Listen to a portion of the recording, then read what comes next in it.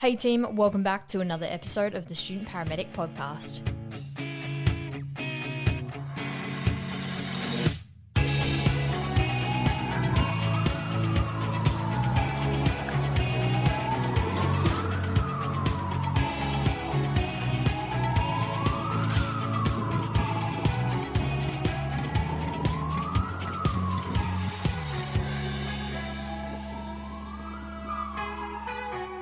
Hey team, welcome back to another episode of the Student Paramedic Podcast. Today, I'm really excited to be sitting down with Jonathan Steedman, who is the dietitian and director of Bite Me Nutrition, which is, I think, the coolest name for any sort of nutrition company. That's awesome. Today, we are going to go through the most frequently asked question, or one of them, and that is regarding shift work and nutrition, and how do we marry these two up to sort of have more of a healthy work-life balance in terms of our nutrition and our physical health as well. So, Jono, thanks for coming on today. Do you want to go through a little bit about you, what you do, and then we'll go into our topic today?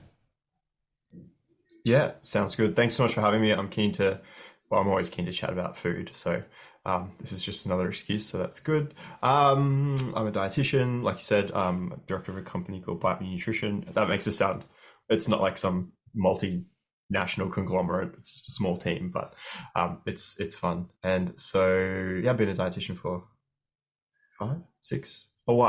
I've been a dietitian for a while, and have worked with lots of shift workers, just sort of inadvertently, I think, because it is quite the spanner that gets thrown in the works. Obviously, it can really upend someone's nutritional habits, and they know what we should be trying to do, but shift work can absolutely get in the way of that. So yeah, I've had paramedics, lots of fire people in the fire department, a few police, and then definitely nurses, doctors, like your medical staff would probably be the major ones, but work with everyone, shift workers, non-shift workers, sporty people, non-sporty people, do a lot of gut health stuff, actual gut health stuff, not that's a scary term, but a lot of managing IBS and IBD and all of that realm of things. So yeah, keeps things interesting.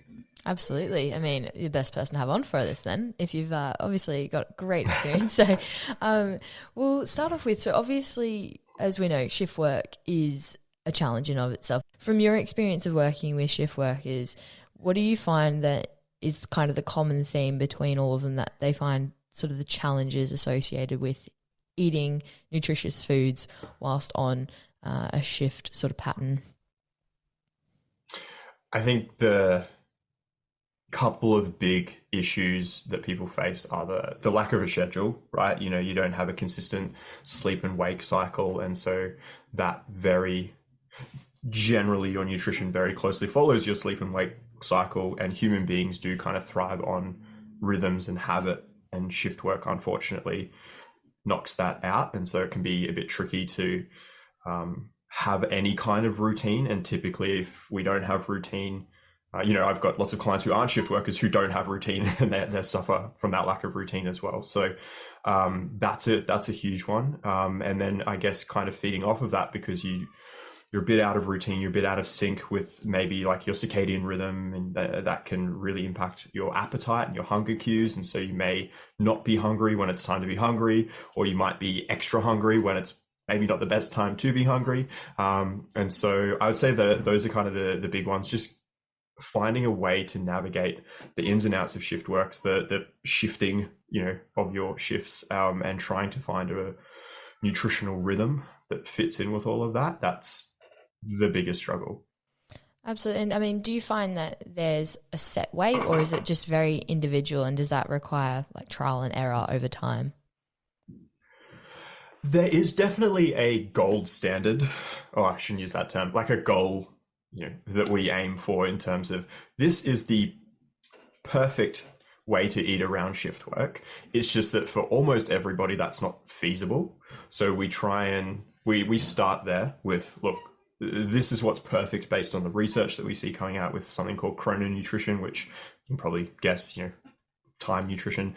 And we take all those principles and go, okay, we know these approaches are going to be the best for our health, but then we're also pragmatic and realistic with the fact that we're not dealing with robots, and we're not dealing with even the same shifts. Some people have 12 hours on, 12 hours off. Other people just have rolling shifts. Other people, there's no rhyme or reason. So we start with this gold standard, which I'm gathering, I know what your next question is probably going to be, so we can definitely talk about that. And then definitely, though, mold it and optimize it for the individual. Awesome. Well, if you know this question, we set that up well. Good job. Works perfectly. So the ultimate goal is to be eating your 3 main meals at roughly the same time every single day, regardless of your shift, right? And so we're typically having breakfast somewhere in the morning, lunch somewhere in the middle of the day, early afternoon, dinner somewhere in the early to late evening, right? And as much as possible, we want to keep that stable even when we're moving in and out of shifts, which for a lot of people isn't impossible, right? So if you've got a day shift, I mean, that's the easiest one to navigate. That's fine. You just land them normally. If you've got, say, a late shift, again, we'd still be aiming to kind of have brekkie when you wake up, lunch maybe before you head to work, and dinner on your break. Again, trying to stick to that same kind of, I often talk about eating windows with clients of like, hey, dinner is between 7 and 11 p.m. Just try and keep it somewhere in that realm based on the best you can do with the shifts that you're on, right? And so then on, say, something like a night shift, especially if you're starting your night shift, you want to be having dinner at kind of the normal time, getting through, and we can talk about the night, because just saying have dinner at 9 p.m. and then don't eat until breakfast is complicated for a lot of people, don't get me wrong, but the goal would be your next main meal, biggest meal would be when you're coming off shift, when you get home or on the way home, and then your lunch would be post-sleep, right? So we can still, like I said, with a bit of wiggling around, kind of keep those main meals in that 2 to 4 hour window. And that can just really help with, one, we ideally want to be having more of our food during the day, and we can talk through why that is if you like. And number 2, it helps when you come off shift, it helps you kind of get out of that night shift jet lag that can last for a few days. Instead, your meal timing hasn't really changed, so you don't really need to stress about that so much. It's just obviously the sleep and those sorts of things. So that's the main place we start, is how close can we keep your breakfast, lunch, and dinner 7 days a week, 52 weeks a year. Yeah, I guess that makes a lot of sense. And I mean, it's interesting, right? Because I've gone through a couple of years of shift work now and just trying to try all different types of things, and depending on what hours the shift work are. So if it's an 8-hour night shift that starts at 11 o'clock, that's different to the 12-hour night shift that I do that starts at 6 p.m. So that's the challenge, I guess, totally. In that way. But it makes sense. And so having meal timings that are trying to replicate just normal everyday life and your times. Now, I mean, for paramedics in particular, we don't necessarily get meal breaks exactly on time. We might go a whole shift without one, because if we've missed our meal window because we're just on jobs. What are your tips, I guess, for managing the unpredictability of that sort of shift work in a way where you don't really get guaranteed a break per se? Yeah, totally. There's some logistical stuff which we can talk through, but I would say the overarching, I hate the word mindset, and I'm about to use it. The overarching mindset that you want to take into that shift, which is tricky but important to work on, is I'm just going to do the best that I can, right?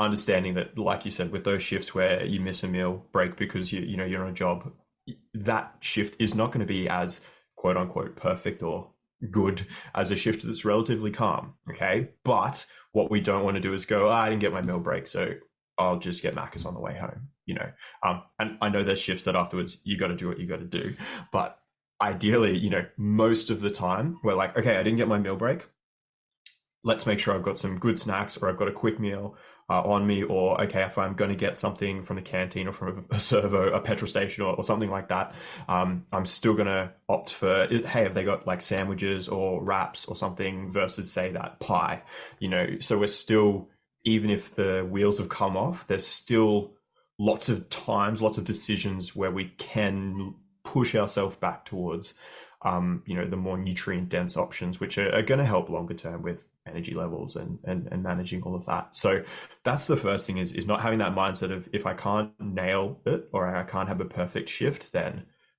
I'm going to throw the towel in, that all or nothing, 0 to 100, that kind of approach.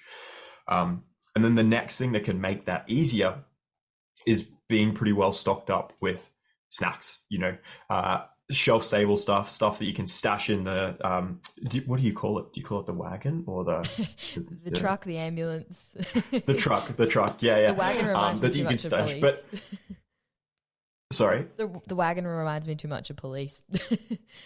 Getting the wagon. That's true. Actually, yes, no, in the truck, and actually similar for fires, in the truck, or for nurses, you've got like a nurse station, or even in your pockets and things like that. If you can keep some higher protein, lower carb snacks, if it's an overnight shift, because that's what we want to be pushing towards, on you, that can help get you through and make sure that at your next opportunity to have a meal, it hasn't been 8 hours since you've eaten anything, because in that scenario, you're going to be too hungry to make a good decision, right? That's just biology. You're just going to be too hungry at that point. So if you've had 2 or 3 snacks throughout that shift, obviously that's not as good as having a meal, but it still puts you in a much better stead to be like, okay, well, I'm going to come home and I'm probably going to have a bigger breakfast than I normally would, but I can still probably have my normal breakfast foods and just adjust the portions a little bit rather than letting it all come crashing down.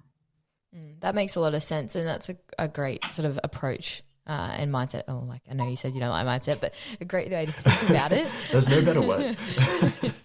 And you already just pointed to or alluded to a topic there, which is what do your foods constitute or comprise of, which was higher protein, lower carbs. So I know it was probably backtracking a little bit, but going back to sort of those meal timings in regards to shifts, particularly with night shifts, because I think that's where most people do struggle, and those evening awkward shifts.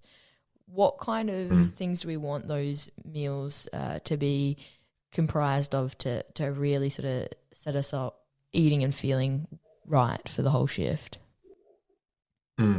So I'll take a step back. The reason we have differences between when we should be eating what is largely because during the daylight hours, our body is better at dealing with carbohydrate, right? Metabolically, our blood, like our insulin sensitivity is higher, which means we're better at handling carbohydrate. That does not mean that at 7 p.m., like you're not allowed to eat carbs after 7 and all of that kind of myth. It just means that we want to be eating the majority of our carbohydrate intake during the day / just at our main meals. So I would say breakfast, lunch, and dinner, they can look the same, right? We want just a good balance. We want to have protein, carbs, fats, fruits, veggies, a very standard healthy plate. I think it's really that post-dinner night shift window, which is tricky. And this is again where we go, this is the gold standard. Let's just do the best that we can. Because in that time of day or night, we are technically supposed to be asleep. Like I said, our body is less capable, less good, less efficient at dealing with carbohydrate. And so if we can just lower that a little bit and focus a bit more on higher protein, higher fat sort of stuff, it just helps with your blood sugar response and then your appetite and then your energy levels and just all of these sorts of flow-on effects. So your main meals don't really need to change, especially if we're able to keep to roughly those routines we talked about. And then the snacks that we're going to be wanting to look for are things that are a little bit more like, like your yogurts, your nuts, jerky is a good option. You can get, and then if you're going to have carbohydrate-y stuff, trying to make sure that it is like a whole grain cracker, whole grain cracker with cottage cheese, or whole grain cracker with, some halloumi or some tuna, so we're pairing it with a protein source as well.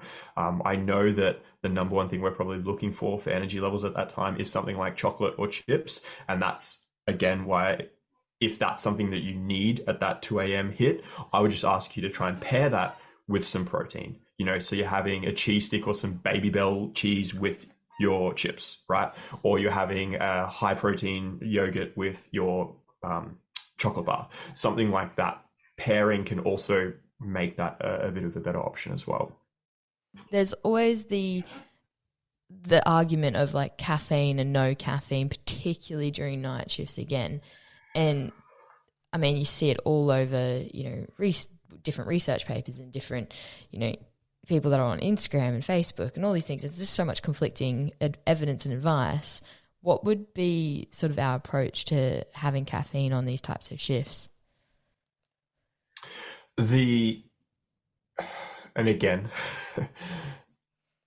adjust it to what you need. Your fifth night shift in a row might look a little bit different from your first couple of nights as well on that swing. So all of those sorts of things, right? Like let's be kind to ourselves with all of this sort of stuff. The goal would be, like, I always just work on caffeine's half-life in your bloodstream and its relationship to when you're trying to go to sleep, right? That's the biggest thing. Because caffeine has, it's about 5 to 6 hours half-life, but there's things that can, like being on the birth control pill can change that half-life. So it's a broad half-life. And so typically we'd recommend last caffeine dose being around 8 hours away from when you're trying to sleep, right? I would say 6 is for night shift would be, 5 to 6 would be a better goal, or probably a more realistic goal, So if you're finishing at 6, if you're doing a 6p to a 6a, then try and have that last coffee at like midnight or 1 o'clock, and be mindful of the amount of coffee that's in that coffee, or caffeine that's in that coffee. A triple shot latte at 2 a.m. is very different from, a teaspoon of instant or something. And so, remembering that half-life, if you do have a double shot at 2 a.m., that means that at 7 a.m., 8 a.m., you've still got a single shot of coffee in your system. And we see time and time again, one thing I hear all the time is like, yeah, but I can have a coffee and go straight to sleep. Doesn't impact my ability to fall to sleep. And for a lot of people, it doesn't impact their ability to fall asleep. Sorry, my kids say fall to sleep all the time, and here I am saying it. It doesn't impact our ability to fall asleep, but it can impact our ability to get into the third and fourth sleep cycles, which is your REM and your deep sleep. Might have had them the wrong way around, but those are the really restorative sleep cycles, the ones that help you wake up feeling rested. And so caffeine may not affect your sleep, quantity by stopping you go to sleep, but it could definitely still impact your sleep quality, which I'm sure, if you're on night shift, you want as much of that good stuff as you possibly can. So that's why I would say, ideally, we want to save that caffeine or pull that caffeine 5 to 6 hours away from when you do need to go to sleep. And then you can also use it on the other side of the coin to kind of, kickstart that circadian rhythm a little bit. If you're trying to swing back into, hey, body, it's morning, I need to be awake. You've obviously worked with a lot of people who do shift work. What are some of the things in your approach that we haven't covered that you try to get across to them and help them out with? I think we've covered all the principles that I would go through largely with them. The other stuff is more of that, how do we make those principles work for you practically? Do we need to do some meal prepping so you've got your night shift meals planned? Do you need to do a bit of a shop, at the beginning of you're on your first day off to get your snacks prepped? Or do you need to use frozen meals or like a meal delivery service, or where do you work? What takeout options are available to you at 2 a.m.? So that's another big thing that I work on with clients, and I'd encourage everyone to do is also make sure that you have a plan A, a plan B, a plan C, a plan D, for nutrition, because like I spoke about with that, not aiming for perfect, not hitting perfect, and then just throwing in the towel for the rest of your shift. If plan A is, I'm going to have this wonderfully home cooked meal and you've left it at home, or you don't get to it. And so plan B is, okay, well, I'll grab something from the hospital canteen. Oh, they're shut. Okay, so plan C is, there's a service station that I know that's around here that sells good sandwiches. Like it'd be a pretty horrible shift if like you ran through all 4 of your plans and you had nothing. And again, it's going to happen. That's fine. But it's probably going to happen way less than if your plan requires everything to be perfect. I don't like those odds, right? So that's probably just the last thing I would say is like I said, those are the principles. Work them in as best you can, understanding that you're not going to be able to do it for every shift, but get close. And then once you've got that, have a look at, all right, what's my best case through to my most cynical, pessimistic, worst case scenario, and just have a few different kind of fallback options. Yeah, absolutely. And I guess from a perspective of student paramedics, like who are majority our audience, if you're going on placement, different services have different things. So it might be like a fridge on the ambulance. Some have that, some don't. It might be that different hospitals where you do your paperwork have microwaves there. Some hospitals might have a canteen open 24 hours. It's just when you do go on placement, talk to your mentors on that first day, ask them what options are available to you, because it's different everywhere. Where I did my placement was different to now where I'm working. And so you've had to navigate those changes. So I think going into your placements or into your first day as a grad or whichever field you're in, if that's hospital or pre-hospital, just knowing what your options are. And I guess, like you said, have those different plans in place, because there will be those times that all of them fall apart. But, having those are really important. So I think that makes a lot of sense. So just from a student paramedic perspective, if you're going on placement, that's a practical thing to do, is actually ask in advance or on your first day as well. That makes an important part of your placement.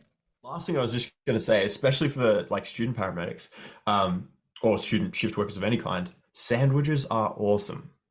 I know everyone, bread's bad, bread's evil, or, and I know I've just talked about managing carbohydrate intake overnight, but a sandwich, especially if you can load it with some lean protein and some veggies and things, it's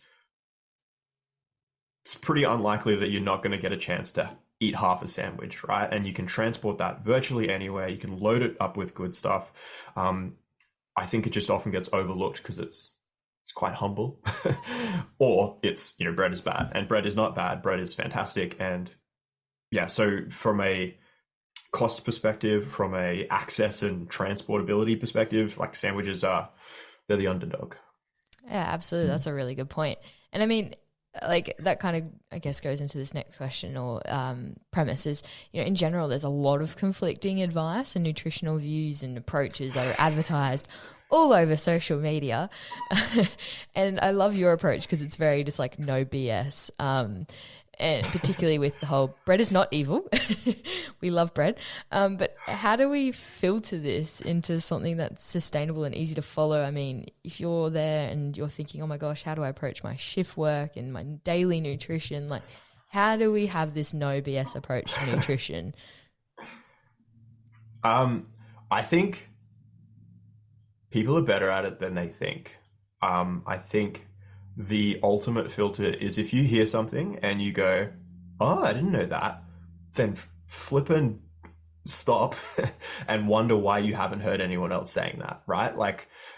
We know how science works. We know that one study doesn't come out and completely change the game, right? We've got to look at the body of evidence and we look at that growing. And yes, there are certain studies which are, massive things which do kind of carry more weight, but ultimately, if you're hearing something that is very counter what you've heard or very new, that go into that with lots and lots of caution, and maybe actually run it by someone you trust in the nutrition field, right? Because that's without fail, the amount of times someone has said oh yeah, I heard this the other day. Did you know about this? It's well, there's a reason no one else is saying this, right? It's not because this one person has discovered this thing that we've never heard of before.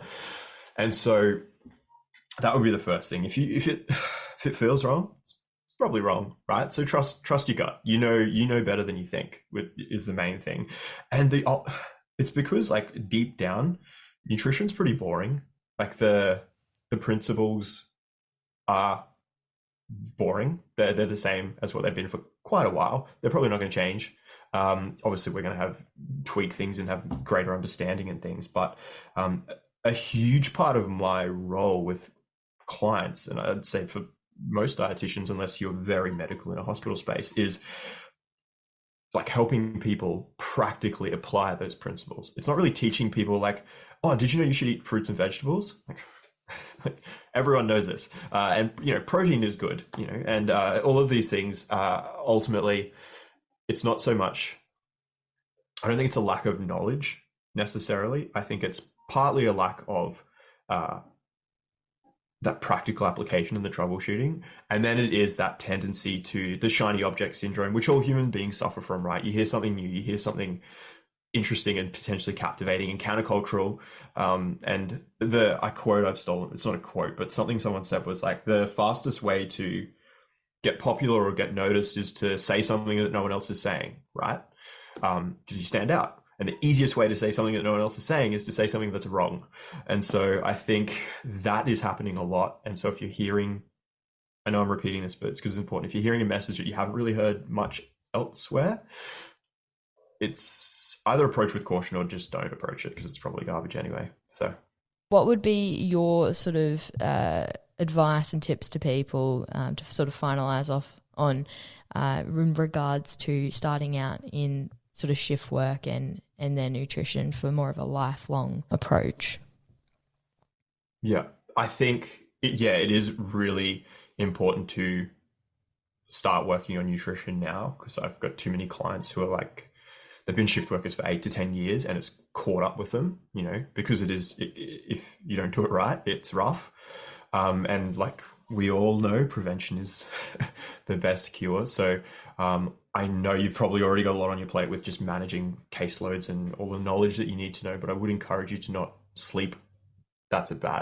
To not forget about your nutrition and its important role in your shift work. I think honestly, so Google Canadian Healthy Plate or maybe Healthy Plate Guide. Their healthy plate, like their government guidelines for healthy eating, the picture that they've got for their plate is fantastic. And it is boringly simple. But my pushback against anyone that says like, is that all you got to do is, are you doing it? And spend more time and energy on doing that than trying to chase the 1%ers, the timing of, well, what about this supplement or what about this herb, or I've heard about this grain, or it's like, but does your plate, do your meals mostly have this kind of ratio of some healthy lean proteins from, eggs, fish, chicken, tofu, beans, lentils, legumes, dairy, I'm sure I've forgotten some. Do you have like a handful or a quarter of a plate of whole grains, quinoa, rice, whole grain pasta, whole grain bread, or starchy veggies like potato or pumpkin, and do you have a good mix of other veggies as well, just leafy greens and all of the colors and things like that? And I would argue that most people don't, because it's not easy to nail that at every meal, right? But you're going to get way more bang for your buck continuously trying to get your meals to look like that than buying a probiotic or getting some Peruvian herb or, fasting or doing any of that kind of stuff. Like that stuff, even if it works, is going to give you 2 to 3%, right? Because again, looking at the way science works, the fact that we don't have an overwhelming amount of evidence for something like a supplement means one of two things. It either doesn't work or its efficacy is so slight that it's going to take a lot of studies for us to have enough statistical power to notice, yes, it does increase your blah by 0.005%. And so like, who cares, right? So with all of that stuff, I try and stop chasing the sexy, shiny stuff. Come back to that healthy plate guide, come back to the balanced meal stuff. It's boring. I know it's boring. I wish it was more exciting, but it's actually the thing that's going to work. That's awesome. And I mean, the fantastic tie-in for that is that on this podcast, everyone talks about how doing the basics well, and that's literally from everything clinical to now even nutrition. So I love that. Excellent. So thank you so much for jumping on today. Where can our listeners find you? So I am Jono Steedman, at Jono Steedman on Instagram, or at Bite Me Nutrition on Instagram, or www.bitemenutrition.com.au. There's a blog and a podcast, and so you can find the podcast where you find your podcast, but it's all kind of linked from the website too. So either probably the Instagram or the webpage. Awesome. Well, thank you again, and I hope everyone who's been listening has taken something from this today. Thanks for listening to this episode of the Student Paramedic Podcast. You can connect with us on Instagram, Facebook, Twitter, or you can email us at thestudentparamedicpodcast@gmail.com.